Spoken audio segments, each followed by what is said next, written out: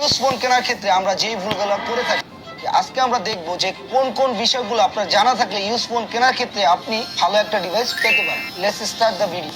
যেমন আইফোন 12 যেটা রিলিজ হয় 2020 সালে, বাট এটা কেনার ক্ষেত্রে আমরা ব্যাটারি খুঁজি 90 আপ, সেই ক্ষেত্রে আপনার বুস্ট করা ব্যাটারি কিনতে হবে, এটাই স্বাভাবিক। আবার দেখা যায় আমরা যেই ভুলটা অনেক বেশি করি সেটা হচ্ছে বডির ক্ষেত্রে দেখি যে ফ্রেশ এবং নতুন নিউ কন্ডিশন বডিগুলো খুঁজি, যেটা হচ্ছে দুবাই থেকে মেক করা হয় ওই ফোনগুলো খুঁজি। বাট এটা কেনার ক্ষেত্রে একটু সাবধান থাকবেন, কারণ দুবাই যে ফোনগুলো এগুলো হচ্ছে ওভার হিটিং হয় এবং হচ্ছে পারফরমেন্স আপনি অরিজিনাল ফোনের মতো কখনোই পাবেন না। অরিজিনাল ইউজ ফোনে টুকিটাকি হালকা পাতলা স্ক্র্যাচ থাকতেই পারে, কারণ যেহেতু ইউজ হয়েছে। আর যেটা দেখবেন চকচকা ঝকঝকা আছে 5 বছর পরেও এসে, সেটা কিন্তু অবশ্যই বডি চেঞ্জ করা। আর একটা ফোনে বডি চেঞ্জ করলে ইউজের ক্ষেত্রে আপনি বিভিন্ন সমস্যার সম্মুখীন হতে পারে, যেমন ওয়াটারপ্রুফ থাকবে না, ক্যামেরা ডাস্ট আসতে পারে, হিট হবে, ওভার হিটিং, যেমন নেটওয়ার্ক ইস্যু হইতে পারে, এরকম বিভিন্ন প্রবলেম আমরা ফেস করতে পারি।